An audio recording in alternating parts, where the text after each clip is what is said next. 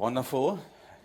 Wonderful good morning. Thanks so very much. Thanks for the kind invitation, and thanks to the organizers for all the effort and sweat of setting up this wonderful workshop on machine learning in the quantum technologies. And, well, unsurprisingly, this is precisely what this talk will be about in a very specific setting that we are very excited about. When I still have this kind of shockingly unspecific title then of quantum machine learning, then rather because I would like to make the point that this is at least like it's not one, but at least two fields of research which are exciting here, which are on the plate. On the one hand, there's the idea of taking leverage of the rapid evolution of ideas of machine learning, in particular deep learning in recent years, to learn properties of and take data from quantum physics in several readings. And we know of like ideas of learning quantum phases of matter or identifying quantum phase transitions, then say under-tunneling the sign problem in quantum Monte Carlo, thinking of tomographic recovery settings of states and processes in several readings that, I mean, we already saw a lot even today, or learning like descriptors in quantum materials that in a way are much more handy than state-of-the-art methods in DFT to get a reliable answer. So here the point is to make use of an established machinery of classical machine learning in order to learn properties in quantum physics. And the main part of this talk will be along such a line of thought, which we find particularly interesting and promising. It's on quantum technologies at the kind of one of the core tasks in the quantum technologies, as anything you can think of will in one way or the other require the storage of quantum information in some reliable fashion. And if we want to do this in a way that is protected against local noise and want the diagnosis and correction to be local, this cries out for the code to be a topological code, and kind of the usual suspect code here is the surface code. And this is kind of being built in kind of near-term noisy devices by several protagonists around the world, well, mostly the US for that matter. And anyway, but interestingly, this is not only a challenge on the quantum side, but even the classical processing side is a challenge. And we will see that kind of the decoder problem can be seen as a bit of a bottleneck here, where machine learning comes into play in a neat and acute fashion, where we say that not only machine learning is good for tackling decoding, but specifically in the fault-tolerant setting where the qubits are noisy and bad, and also the measurements are noisy after all, that this is a specifically suitable setting for notions of reinforcement learning. This will be the main part of this talk.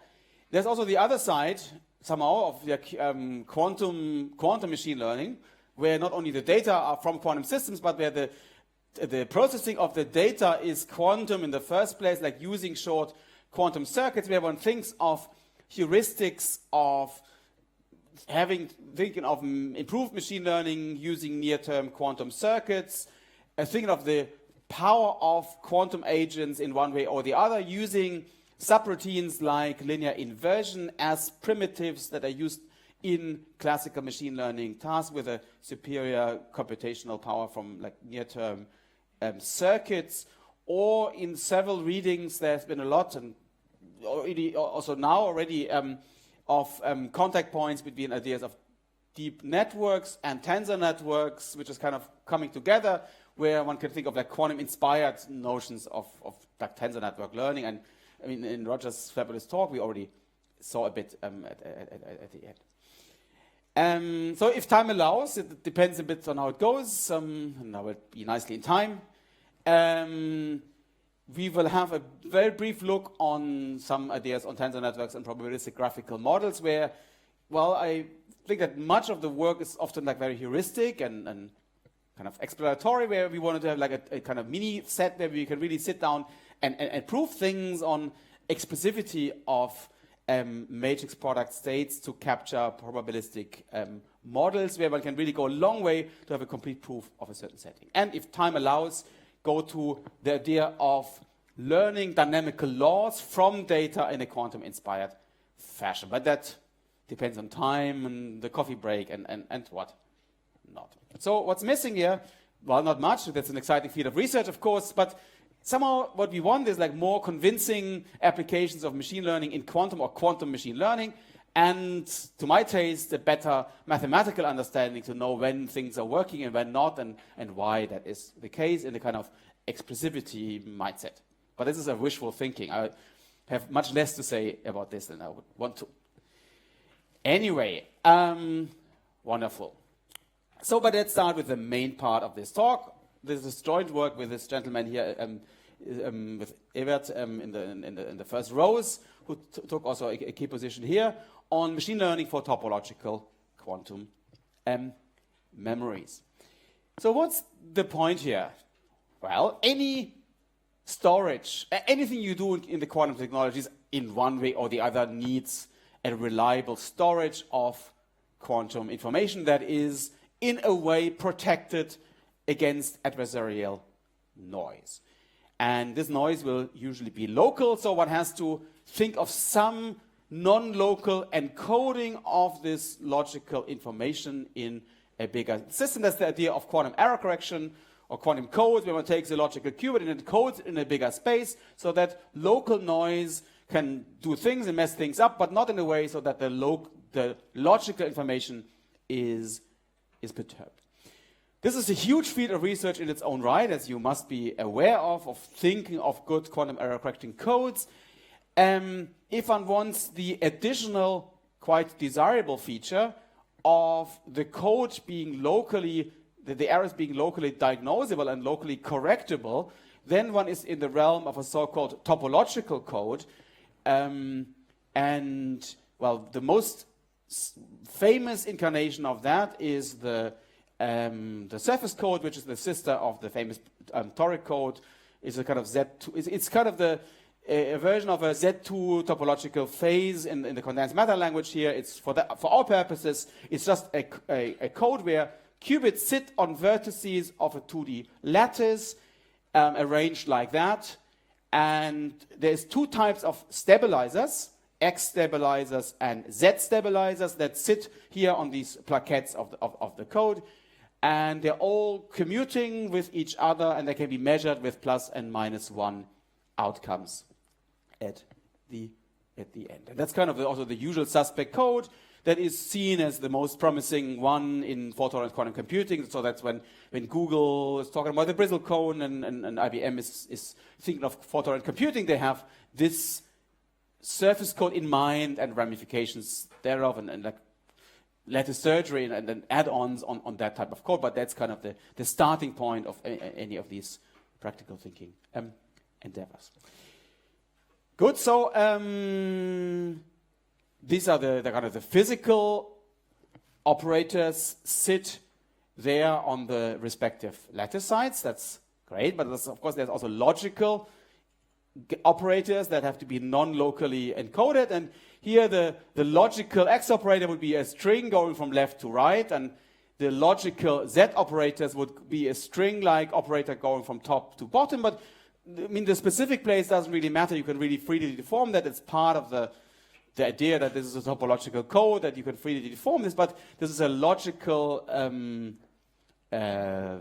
operator. In quantum error correction language, this would be a d squared 1D code, which means it's on a d squared lattice. It's one qubit that's being encoded here, given this boundary condition, and it has distance d, which is like the minimum weight of a Pauli word that maps you from one code word to the other. It's kind of the strength of the code, if you want. It gets better with bigger d. The more is better. Larger is better. So this is the surface code. These severalizers are operators that can be measured with plus and minus 1 outcomes. At the same time, one can see this as I keep my time, don't worry. One can see this as a Hamiltonian, a fictitious Hamiltonian, where these stabilizer terms are the local Hamiltonian terms in a Hamiltonian, fictitious or not, which has a gap, as a kind of a gapped Hamiltonian, where the eigenspace is not the ground state, but the ground space, because it's necessarily degenerate. There's the ground space sitting there, which is the ground space of all of the Hamiltonian terms of a frustration-free gapped Hamiltonian. It's being gapped. There's an energy barrier from like the ground space to the first excited set. So it costs energy to create excitations in the setting, which is great. So there's a bit of a protection against having errors in the first place. That's the good news. The bad news is that once you have them, you create excitations which are of anionic character, with like anions being connected by strings. The downside is, like, once you have these dudes in your system, they can freely move around and get annoying and get long strings and bump into the boundaries, giving rise to logical errors, and they would not be detected. And this is just happening. In other words, they're not robust against finite temperature, or yet in other words, they're not self-correcting if you want. So at any finite temperature, eventually they will go down. It's an interesting topic in its own right to think how one can think of self-correcting quantum memories. That seems to be not possible in dimension smaller than 4, which is unfortunate because we seem to live in 3 dimensions. So one has to do something about it. Which means that one has to correct or track. You can do measurements and also track. It's also possible to, say, later change the Pauli frame and just classically track of things that have happened, but one has to see what has happened in the system in one way or the other. And what one does is that one measures the stabilizers, all of them, gets the syndrome, and measurement, that's a pretty sophisticated prescription. One has to be aware of the fact that you have to measure out these 4 plaquette operators, which practically means that you have the qubits sitting there, you would let them get entangled with a qubit in the middle with a quantum circuit in its own right, and then measure this ancilla qubit. But that's another quantum circuit, so clearly this will be faulty again. So even there's noise acting on the system, but there's also noise in the circuit as such that you cannot overcome. So there will be imperfect measurements generating the syndromes. And well, that's so good, so far so good. This you get, it's a bit string of an order L squared collection of bits. The downside is that you're getting very limited information. Only the endpoints of the strings are visible, but the paths are not. And the fierce property, and what makes the decoding problem so nasty, is that there's many errors that correspond to the same syndrome. The paths are not there, and you just see the endpoints, and you have to guess what the most likely paths are that are compatible with the data you have. So you would measure the syndrome in one way or the other and have like a side computer sitting there. It's actually the same computer I had once for measurement-based quantum computing a long time ago, as an homage to Hans. And then make a correction to the setting at the end of the day. And so the more formal way of putting it is the decoding problem means that given the syndrome that's of the order L squared bits from faulty measurements, life is tough, you identify the equivalence class of errors, like in it's kind of Z2 homology. It's the homology class, it's the equivalence class at hand, and find the operations to bring the state back to the code space given the information at hand. This is kind of the decoding problem in a more formal fashion. The thing is, this has to be fast. That's in the make or break issue. I mean, the thing is, it has to be faster than the quantum noise that acts upon the system, and this is what makes the decoding problem practically challenging. If you have a very small system, a very small distance code, like a mini lattice, the most clever thing is you make just a big lookup table. You just store what you have, you look at all the syndromes, you look at the equivalence class, you make a big record that may take an eternity to set up, but once you have this little book created, in log time you can just look at the lookup table and see what's going on, and that's clearly the best method to decode for small guides. In log time, you can decode the problem. Great, but there's an obvious problem for even any meaningful system size, like beyond 3 by 3 or so, that it will create an exponentially large lookup table that is getting quickly infeasible. This doesn't mean that decoding is not possible. There are algorithms available, most prominently minimum weight perfect matching, that scales like L to the power 4.7 or something. There's also other algorithms like renormalization group decoder, cell automata decoder that do work and give rise to a threshold even in the presence of faulty measurements. But this is slow. This is a bottleneck. So there's a lot of room for improvement of making use of machine learning to improve the situation significantly. So even if it takes very long to train the system, it's great if it works that you can very rapidly have a good response to the system at hand. And this leaves lots of room, and there were lots of good ideas on using ideas of machine learning, in particular supervised learning with deep networks, to get for perfect measurements very powerful decoders that identify the holonomy class and the hidden equivalence class given syndrome measurements at the end, which is a very powerful prescription of thinking of decoding. Except there's a roadblock when you have fault tolerance and misidentify the measurements at hand. You have to find strategies given misidentified information and have future things anticipated. So this is a very different problem when you are in the fault tolerant setting and you have to think freshly and outside the box. And this is where a kind of powerful machinery comes into play, namely that of deep reinforcement learning that has been developed to think of network-based agents that have superhuman abilities in strategic decision-making, like outperforming humans in Go and chess and so on, which are particularly powerful in settings where one needs to make sequential decisions of a type that where the reward may come much later in time, going through very unfavorable paths before that. Like think of chess, when you lose the queen, which may look very unfavorable, but if you can set the other guy checkmate later, this may be a perfectly acceptable price to pay. So in reinforcement learning, you have an agent making strategic actions where the goal is to accomplish a certain aim, that can take actions that can observe parts and is interacting with an environment that is in some state, having some state space, that will take the action of the agent and will change its internal state and will give back a reward to the agent based on what the environment thinks is good. That would be like 1 if there's no onion there and no logical errors left, and 0 if this is otherwise. And there's another flag, a game over, that certifies whether the machine has achieved the goal or not.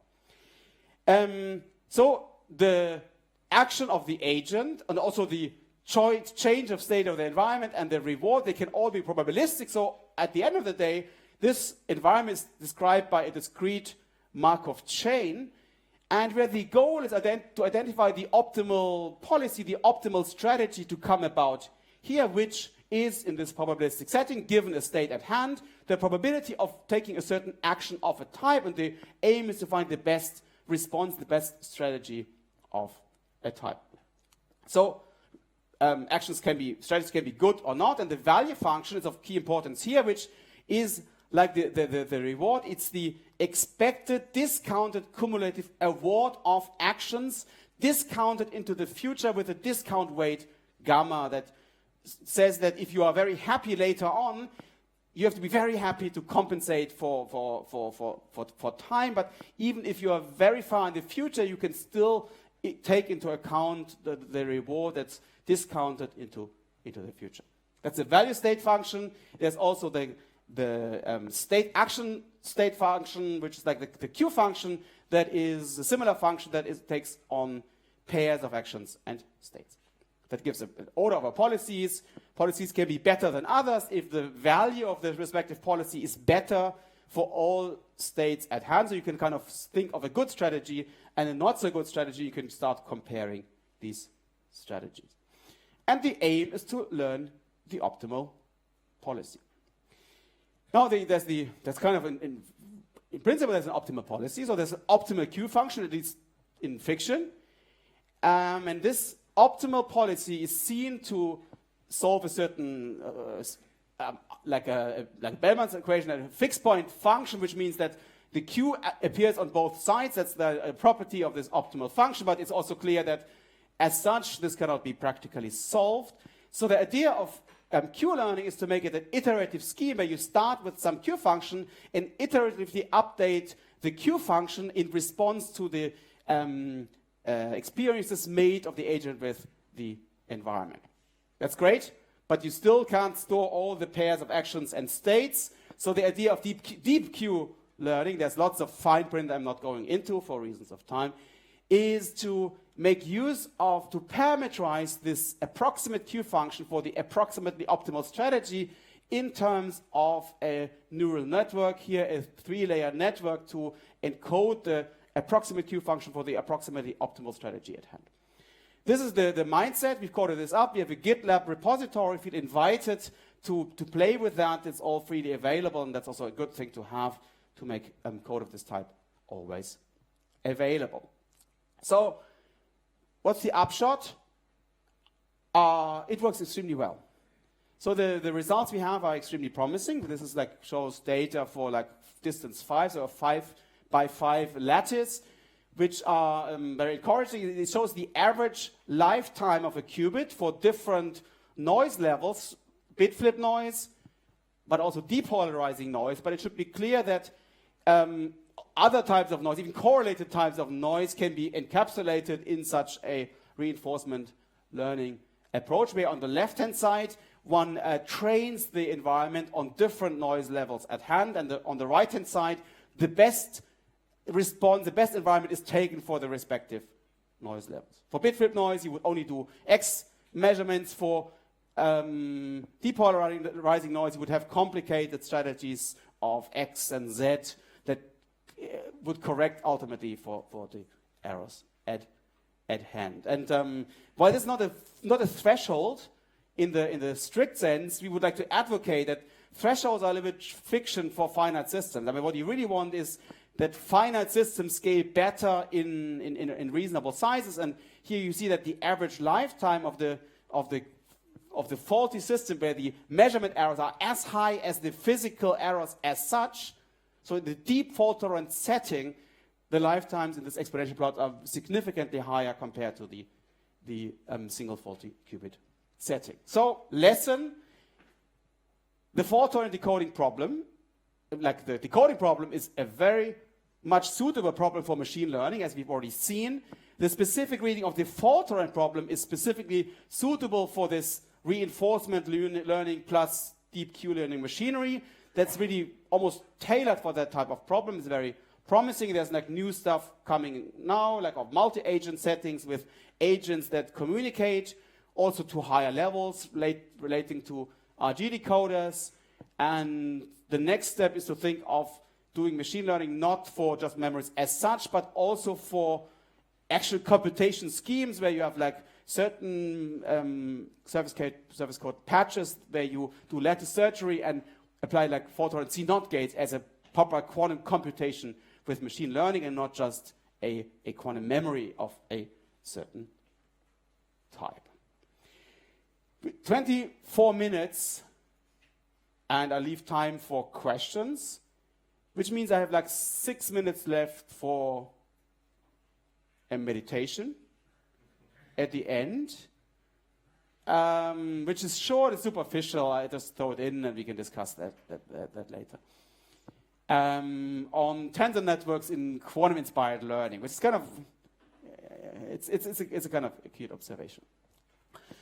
The one thing is there has been ideas of connections between probabilistic graphical models on the one hand, Bayesian networks, directed acyclic graphical models on the one hand, and tensor networks on the other, which kind of are mother models where one can embed these probabilistic graphical models in tensor networks of a type that don't characterize quantum states as condensed matter people would like to know it or love it, but tensor networks which capture classical probability distributions. So there's a big literature on capturing probabilistic model settings in terms of tensor networks, which is all great and fun, but we wanted, for this setting, we wanted to leave the realm of heuristics and see whether we can have a bubble where we can really hammer on something once and for all and prove theorems on the question how probability distributions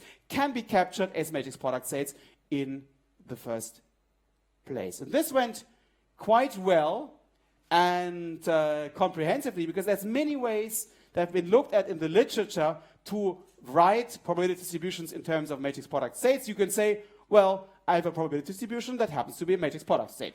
That's one way. Or you say, I have a matrix product state, the entries of which, of the tensors as such, are already non-negative and real. One is a subclass of the other. But you can also think of squared matrix product states or purified matrix product states. There's loads of different settings in the literature that you could heuristically use or not so use or whatever. So what we did here is a comprehensive analysis of like expressivity of how one can relate one representation of a kind into the other and have a complete diagram of whether you can embed one state into the other with no significant overhead. And that's kind of very funny ranks, like a rank where you have a matrix and you write this as a matrix A times B, with like R, D, D, R matrix, and you take the absolute value squared to give the matrix. That's a rank. And we have a comprehensive analysis of when you can, with only a poly overhead in the respective ranks, embed one into the other to really see how you can capture probability distributions in terms of matrix product states. I mean, the reason why I'm saying this is I think it's nice to have like theorems on expressivity of probability distributions, which for MPS can be largely tackled and hammered down, which is nice to have because we are lacking results that, and Roger was already complaining about this in his setting, we are lacking results on seeing when you can really write something in terms of an ansatz class and how many parameters you need.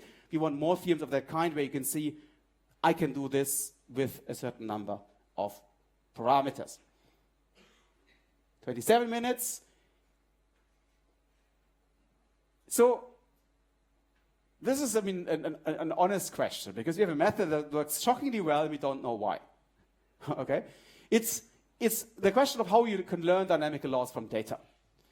And what is this about? I mean, well, what did Kepler do? He saw funny points in the sky, and these funny points were moving. He said, whoa, what is this? And after some ingenious thoughts, he found, oh, the squares of the times in some relationship to the cubes of the longer parts of the ellipses, and they thought, that's great, that's a dynamical law. You need a genius, and you need funny points moving in the sky. To be fair, it's a relatively simple law. If you have a multi-scale biological system, turbulence, whatnot, there's no way you can set up the dynamical laws beforehand. What you want is you look at data and data alone and recover the dynamical laws from data.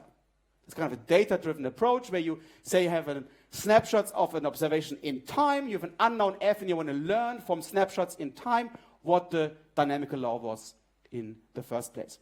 You can do that by picking a dictionary of functions, have a data matrix, the coefficient matrix that brings together these functions, and you can say, given the data that you have, what is the best way of putting together these coefficients, these functions, so that in the least square sense you are best fitting the data. If you want to be sophisticated and look a bit smart, you make it a matrix lasso by regularizing this with the one norm, so the compressed sensing people would see why it enforces sparsity, but that's just an add-on to make a least square fit to data. This is called Cindy. 5 minutes, that's great. And it is a great way of recovering dynamics from data. It's used in all kinds of biological systems and so on. For small systems, clearly that's not scalable in the large system size limit. So what can you do? Well, unsurprisingly, can tensor network methods help here? And the answer is yes. You represent the coefficient matrix, the data matrix, everything in terms of matrix product states. And interestingly, you don't have to vary over something. This two-norm minimization doesn't have to be done as a minimization, but one can really solve the problem as a pseudo-inverse of the matrix product state that can be done in linear time in the system size. That's idiotically efficient to solve that problem, to, within dictionaries that are set up as matrix product states, learn the dynamical laws from data in a scalable fashion in the system size. This works extremely well in practice here for the Fermi-Pasta-Ulam model, where you learn an unknown dynamical set of equations from data alone in a scalable fashion. It's extremely promising. Tensor networks give encouraging results with learning dynamical laws. You can think of other tensor networks and so on, but what is really missing here is that it's working too well. We don't quite know why this works, and there's a lot of false friends from our quantum intuition when I think in Roger terms of correlations and so on. We think, yeah, there's kind of Renyi entropies that scale and that gives rise to a tensor network ansatz. No. These are function dictionaries. It's kind of funny why this works so well. It's a kind of an invitation to think why this works so well. What I'm not talking about, we have a nice collaboration with Google on the quantum version of learning dynamical laws from data. Grab me in the break. This is actually quite exciting to learn Hamiltonians from data alone and see how this can be reliably done in a robust fashion. Good. So to make not the chairman not unhappy, which is something I surely do not want, is I come to the conclusion of my talk. So this was a talk that set out to make use of ideas of machine learning in quantum technologies, faithful to the meeting. And I advocated the idea that the fault-tolerant decoding problem, which is a bottleneck in real near-term quantum technologies, can be particularly well tackled with reinforcement learning that captures the fault-tolerant setting specifically well, and are hinted at ideas coming from the probabilistic model context that tensor networks may be a nice playground to start proving things and understand how the structures generated are kind of capturable with a certain number of degrees of freedom. And with this, I would like to thank you very much for your attention and look forward to the questions you might potentially have.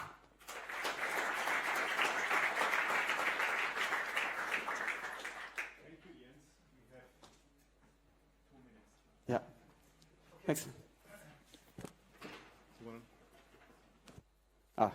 Yes, I'm asking kind of the same question I've been asking before. So you say, just going to the point you're making here, reinforcement learning can decode fault-tolerant memories. Yeah. So can means it might not sometimes. And so really the question that we users of reinforcement learning have to address is, when will it work? When won't it work? How do we know if it worked? And there's another problem with reinforcement learning, that it tends to be intractable in many practical cases. What's your response to all that? Very good. Well, there's a question too big to answer in 2 minutes. I'll give the short answer.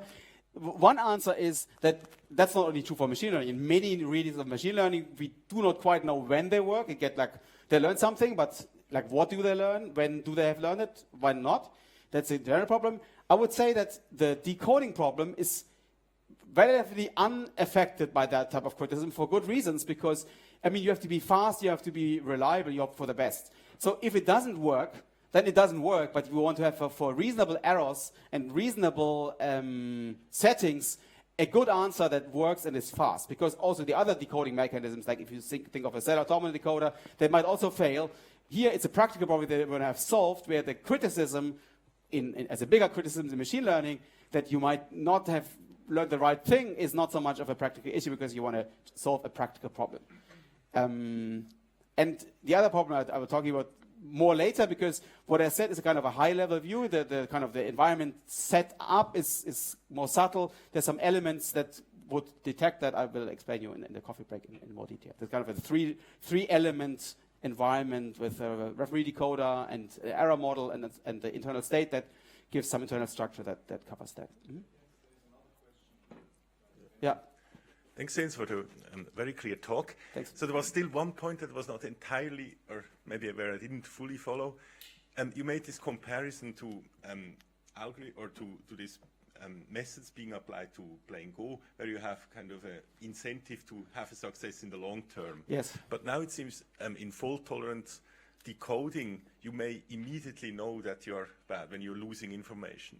So in what sense does this really compare to a situation where you only see the success in the long term? Don't you immediately see when you kind of, for example, do a wrong step and kind of lose in some way the relevant Okay, I mean, this is true, but this is a one-sided argument. There's still the element which is important that, I mean, the action space is just like applying Pauli's, and this being a group, you would do XZ type Pauli's. But you create strings, and they look completely stupid until you've done something, you've corrected the error on the logical level when you have long strings.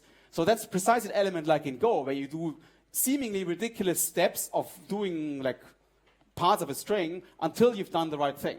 So then the reward comes much later on a number of steps that scales with the distance of the code. So that's the element precisely like in Go.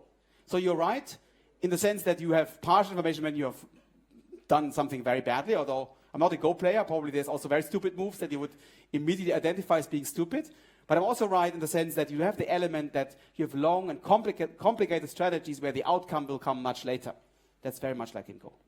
Okay, so I would like to defer the other questions to the coffee break because Thanks we for have the to move interest. on. And thank Jens again.